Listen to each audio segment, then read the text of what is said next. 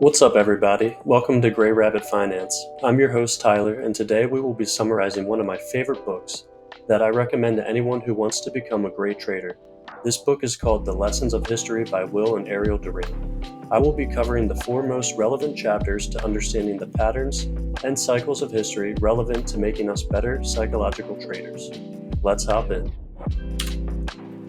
Now, Chapter 1 goes over the hesitations of studying history. Is it possible that, after all, history has no sense, that it teaches us nothing, and that the immense past was only the weary rehearsal of the mistakes that the future is destined to make on a larger stage and scale? At times we feel so, and a multitude of doubts assail our enterprise. To begin with, do we really know what the past was? What actually happened? Or is history a fable, not quite agreed upon? Our knowledge of any past event is always incomplete, probably inaccurate, beclouded by ambivalent evidence and biased historians, and perhaps distorted by our own patriotic or religious partisanship. Most history is guessing, and the rest is prejudice. Even the historian who thinks to rise above partiality for his country, race, creed, or class betrays his secret predilection in his choice of materials and in the nuances of his adjectives. The historian always oversimplifies and hastily selects a manageable minority of facts and faces out of a crowd of souls and events whose multitudinous complexity he can never quite embrace or comprehend. Obviously, historiography cannot be a science. It can only be an industry, an art, and a philosophy. An industry by ferreting out the facts, an art by establishing a meaningful order in the chaos of materials, a philosophy by seeking perspective and enlightenment. The present is the past rolled up for action, and the past is the present unrolled for understanding, or so we believe and hope. History smiles at all attempts to force its flow into theoretical patterns or logical grooves. It plays havoc with our generalizations, breaks all our rules. History is Baroque. It is a precarious enterprise, and only a fool would try to compress 100 centuries into 100 pages of hazardous conclusions. We proceed. So, guys, this chapter is about, taking history with a grain of salt. And as this relates to trading, we need to look at price and past performance of certain stocks or markets. But that, we cannot always expect past performance to be indicative of future performance. And the historians who wrote this book, in kind of a cheeky way, said that, history is complex. It's an art in itself, and that to try and compress 100 centuries worth of history into 100 pages is pretty much impossible. But this book is 100 pages, so it's actually pretty awesome. And we're going to keep going along, but I wanted to start off with just taking history with a grain of salt. Now, that concludes all I wanted you guys to know for Chapter 1, so let's move into Chapter 8. Chapter 8 covers economics and history. History, according to Karl Marx, is economics in action, the contest among individuals, groups, classes, and states for food, fuels, materials, and economic power. Political forms, religious institutions, cultural creations are all rooted in economic realities. So the Industrial Revolution brought with it democracy, feminism, birth control, socialism, the decline of religion, the loosening of morals, the liberations of literature from dependence upon aristocratic patronage, the replacement of romanticism by realism in fiction, and the economic interpretation of history. Unquestionably, the economic interpretation illuminates much of history. The money of the Delian Confederacy built the Parthenon. The treasury of Cleopatra's Egypt revitalized the exhausted Italy of Augustus, gave Virgil an annuity and Horace a farm. The Crusades, like the wars of Rome with Persia, were attempts of the West to capture trade routes to the East. The discovery of America was a result of the failure of the Crusades. The banking house of the Medici financed the Florentine Renaissance. The trade and industry of Nuremberg made Dürer possible. The French Revolution came not because Voltaire wrote brilliant satires and Rousseau sentimental romances, but because the middle classes had risen to economic leadership, needed legislative freedom for their enterprise and trade, and itched for social acceptance and political power. Marx did not claim that individuals were always actuated by economic interest. He was far from imagining that material considerations led to Abelard's Romance, or the Gospel of Buddha, or the poems of Keats. But perhaps he underestimated the role played by non-economic incentives in the behavior of the masses, by religious fervor, as in Muslim or Spanish armies, by nationalistic ardor, as in Hitler's troops or Japan's kamikazes, by the self-fertilizing fury of mobs, as in Gordon riots of June 2nd to the 8th in 1780 in London, or the massacres of September the 2nd through the 7th in 1792 in Paris. In such cases, the motives of the usually hidden leaders may be economic, but the result is largely determined by the passions of the masses. And so in this, guys, the author is basically saying that a lot of history is driven by economic factors, but at times the psychology of the masses is driven by emotion and the mass emotion of the group of individuals participating, and that it's not always economically motivated. And so we see this in the market cycles where, as the market goes through different cycles, the participants are driven by different emotions. And this is what the historians are trying to get at, that history is derived from economic forces, but also emotional forces. Now, guys, this was the next passage I found interesting. The experience of the past leaves little doubt that every economic system must sooner or later rely upon some form of the profit motive to stir individuals and groups to productivity. Substitutes like slavery, police supervision, or ideological enthusiasm prove too unproductive, too expensive, or too transient.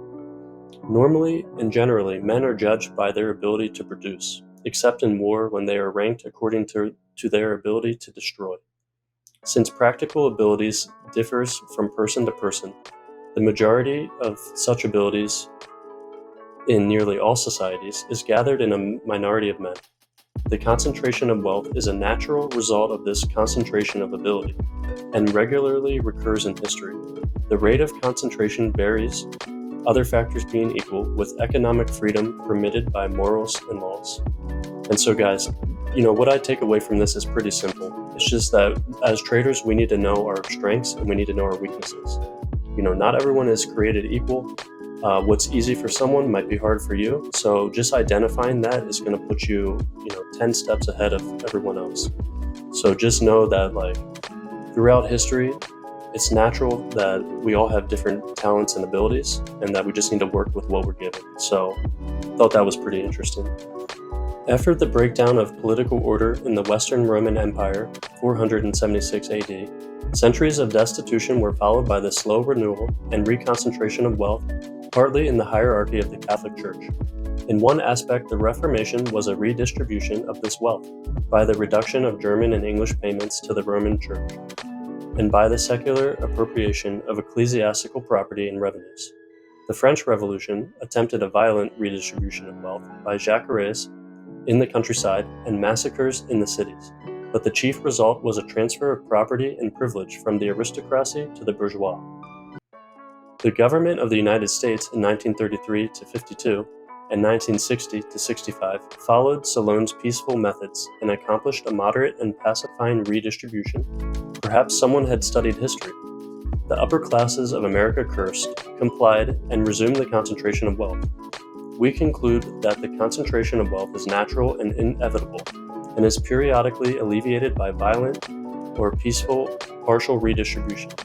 In this view, all economic history is the slow heartbeat of the social organism, a vast systole and diastole of concentrating wealth and compulsive recirculation.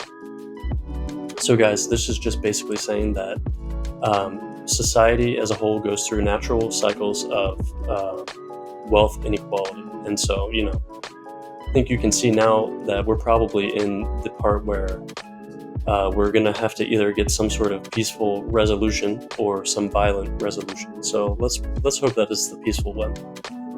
But I thought that was interesting, and I thought that if we can know about these cycles of history, this can help us get a good overview in the market.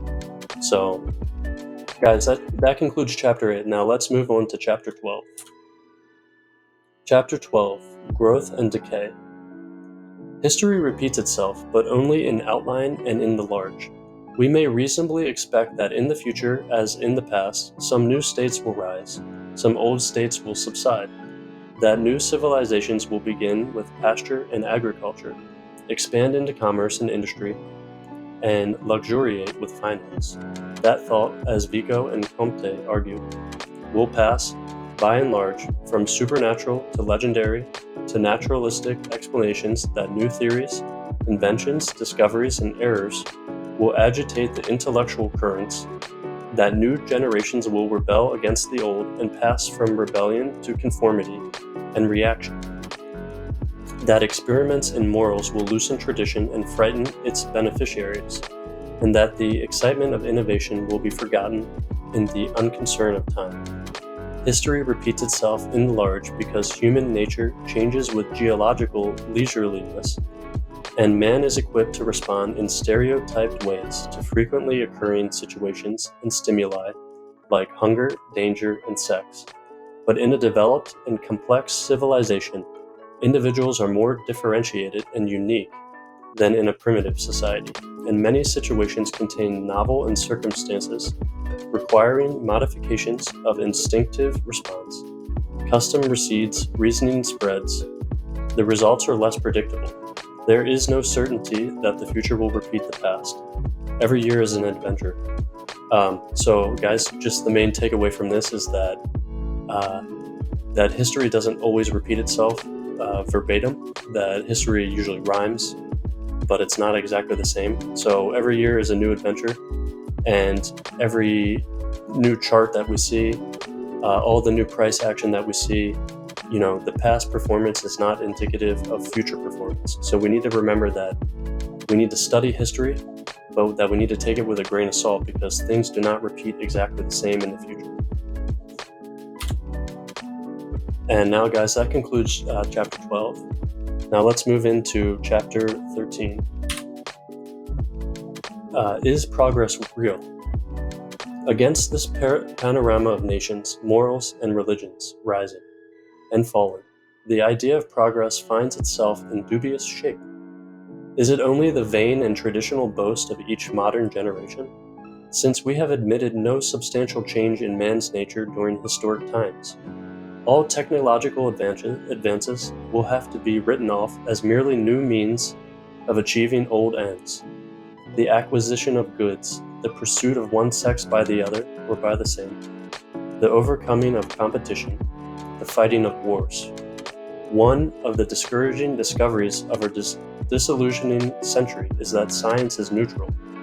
It will kill for us as readily as it will heal, and will destroy for us more readily than it can build. How inadequate now seems the proud motto of Francis Bacon, knowledge is power.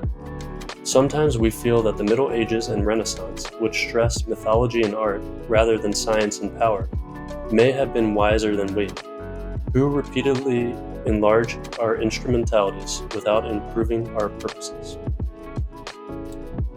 So guys, I thought that this was interesting because I think that what we can take away from this is that we need to know deep down to our core what our purpose is. We can have all the technology that we want. We can have any new shiny indicator, any crazy algorithm, but if we don't know what our purpose is, and that is for me to be a consistently profitable trader, then we're going to be lost. We're going to be a ship without a compass. So we need to really know what our purpose is. And now to conclude, on page 102, history is, above all else, the creation and recording of that heritage. Progress is its increasing abundance, preservation, transmission, and use. To those of us who study history not merely as a warning, reminder of man's follies and crimes, but also as an encouraging remembrance of generative souls, the past ceases to be a depressing chamber of horrors. It becomes a celestial city, a spacious country of the mind, wherein 1,000 saints, statesmen, inventors, scientists, poets, artists, musicians, lovers, and philosophers still live and speak, teach and carve and sing. The historian will not mourn because he can see no meaning in the human existence, except that which man puts into it. Let it be our pride that we ourselves may put meaning into our lives, and sometimes a significance that transcends death. If a man is fortunate, he will, before he dies, gather up as much as he can of his civilized heritage and transmit it to his children. And to his final breath, he will be grateful for this inexhaustible legacy, knowing that it is our nourishing mother and our lasting life. Guys, I found this passage just incredibly powerful. We can look at history as some horrible thing full of war, agony, pain, or we can look at it in a brighter light and celebrate all the blessings and just the journey of life. So take it how you will, but as we mentioned before, attitude is everything. So how we look at history, how we look at the world, got to make sure we keep our attitude on point, because attitude is everything, and attitude helps shape our reality. So guys, I hope you enjoyed this content. I hope you found this useful. These were all the best passages I found from the book. The book consists of 13 chapters, but these 4 chapters were the most applicable to trading, and just to overall trading psychology in general. So I hope you enjoyed it. If you did, feel free to like and subscribe, share with your friends. And what is the meaning to life? What do you guys think the meaning of life is? Please feel free to comment below. And until next time, peace.